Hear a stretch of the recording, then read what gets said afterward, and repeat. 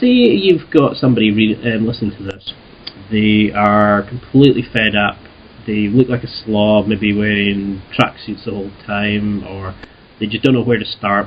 Their home's a bit of a mess, fashion's hideous, no idea where to start. So apart from your website, can you give me sort of 3 tips that you would say, is a sort of, these are the first 3 things you should do regardless of what situation you're in? In terms of style? Yeah, just to sort of get the ball rolling, to become sort of more stylish. Yeah, absolutely. The first thing I always recommend when people are kind of starting to undertake a style journey, as it were, is to do really a thorough wardrobe review. So literally take everything out of your closets, out of your drawers, and dump it all on the bed.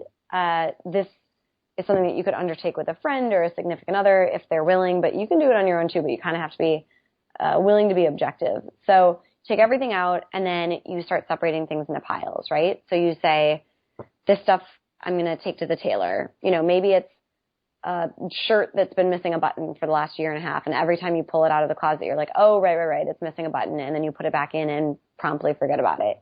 So there's probably going to be a good amount of things that will either feel like brand new or will, fit better. Maybe there's a rip in the elbow, whatever it is. Maybe it just never fit right, and you bought it on sale and now you don't feel like you've gotten anything out of it. So those things go to the tailor, and you just take it in one big trip, and it might be not the cheapest trip to the tailor, but for what you get out of it, for these clothes that kind of feel brand new in your closet, it'll be worth it.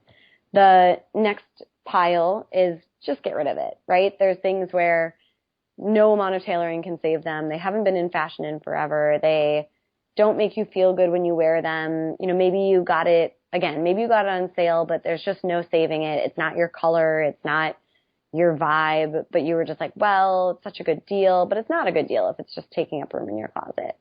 And then the third pile is things that do look good and that you are going to keep, but maybe you haven't thought about new ways to wear those things together. So to be able to keep them, to get them sort of out of your dark closet, out of your dark drawers, you might see them in a new light. And again, if you have a friend helping you, they might say, hey, have you ever thought to wear those that sweater with those pants? And you'll say, no, I literally only wear them, with the same thing every time. And I've never thought about how else I can kind of, remix it in my wardrobe. So getting everything out for that reason, even the things that you wear a lot, and even though you're going to put them right back into the closet, pulling them out is helpful just because it does let you sort of think about how you can kind of shop your own closet and think about how you can wear things in new ways and, really maximize what's in your wardrobe.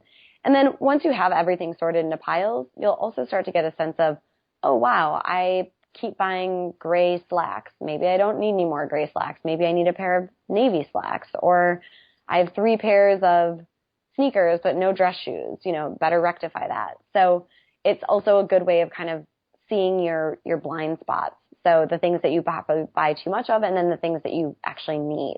And of course, that doesn't mean that you need to run out to the, go shopping right away and buy all of those things at once. I recognize that that's not feasible for a lot of people's budgets, but also it's not really fun. I think that if you see it as a chore, then that's how it's going to feel. So to look at your wardrobe and say, okay, these are the things I need. And then, maybe you go out and buy one thing off that list. And then maybe in another month you buy another thing off that list.